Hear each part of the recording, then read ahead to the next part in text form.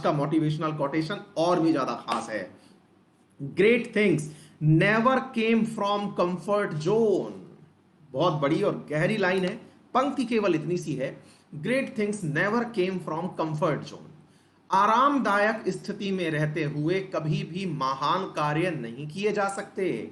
आप में से बहुत सारे विद्यार्थी इस चीज को मान लें, जान लें, क्योंकि बहुत जरूरी चीज क्या है कि कई बार हम अपनी लाइफ में सोचते हैं कि मैं यार है ना कुर्सी टेबल पर क्यों पढ़ूं, आराम से मैं बेड पर भी तो पढ़ लेता हूं ना, क्योंकि मुझे आराम से दिखता है, बेड पर भी मैं किताब लेकर के बैठ के देख सकता हूं, मुझे सब तो दिखाई देता है, फिर मैं क्यों कुर्सी टेबल पर बैठ के पढ़ूं। ये छोटा सा उदाहरण दे रहा हूं मैं आपको, उसके बाद तो आप अपने आप जोड़ लेना बाकी बातें तो, है ना।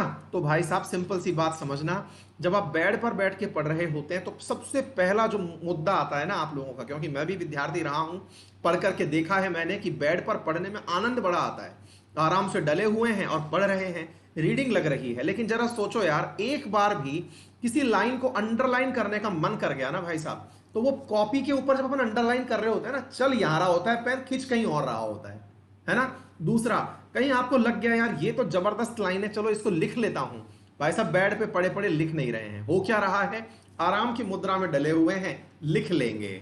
इसी समय आपका कंफर्ट आपके ऊपर हावी हो गया, क्योंकि आप आराम में थे, आपने अपने आप के साथ कॉम्प्रोमाइज कर लिया। विद्यार्थियों को यह बात अवश्य रूप से जाननी चाहिए। देखिए, बड़ी बड़ी बातें नहीं कर रहा कि साहब फलाना जैसा करो, उसने ऐसा किया, उसने ऐसा किया, अपने छोटे छोटे प्रयोग करो।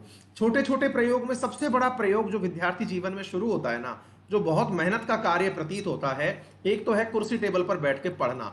हर आदमी के पास एक्सक्यूज है इस चीज का, 10 लोग और ले आएंगे जो कि आपको उदाहरण के रूप में बता दिए जाएंगे, देखो वो तो बेड पे पढ़ के आईएएस बन गया, है ना। ऐसे उदाहरणों से प्रभावित मत होइए, क्योंकि जो जनमानस है वो आप लोगों के सामने, और आप भी प्रभावित होते हैं ऐसी बातों से। दूसरा जो कठिन कार्य है, क्योंकि देखिए अल्टीमेटली जो होता है ना, वो विद्यार्थियों को ऐसा सुलभ तरीका ढूंढना होता है जिसमें मेहनत कम लगे और रिजल्ट मिल जाए। मतलब कोई ऐसी युक्ति बना दे, मान लो कल को मैं एक वीडियो डाल देता हूं कि बिना नोट्स बनाए, बिना बेड पर बैठ के पढ़े, आइए मैं आपको टॉप करना सिखाता हूं। पता चलेगा कि भाई साहब आपका वो वीडियो जो है ना वो सुपर हिट हो गया। क्यों? बोले गुरुजी क्या बात कर रहे हो, बेड पे लेट करके भी हम नोट्स बना लेंगे और सफल हो जाएंगे, बताओ ना कोई तरीका हो तो। भाई साहब ऐसा नहीं होता है, वीडियो पे भले ही व्यू मिलियंस में आ जाएंगे, लेकिन सिलेक्शन वलेक्शन कुछ नहीं होगा, मैं अपना काम बना ले जाऊंगा, आपका नहीं बनेगा।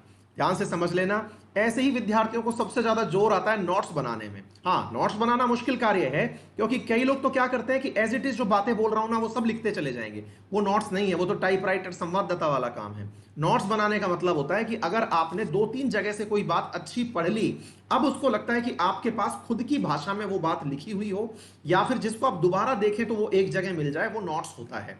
आपने 10 बार कोई चीज पढ़ी, उसके बाद जो क्रक्स निकल के आया कि हाँ ये बात है, अगर किसी आंसर में ये बात चली गई तो अपना काम हो जाएगा, ये बात है जिसमें से गुरुजी सवाल पूछे जा सकते हैं, पेपर में सवाल आते हैं, बस उठाइए और वहीं से आपका पेपर बन करके आ जाएगा। यही कहानी है आप लोगों के पेपर की। क्या आपको मेरी बात समझ में आ गई ना? तो उन चीजों का नोट्स बनता है, ये नहीं है कि मैं किताब उठाया और खटाखट खटाखट खटाखट छाप दिया, वो नोट्स नहीं होते हैं। ठीक है साहब, चलिए आप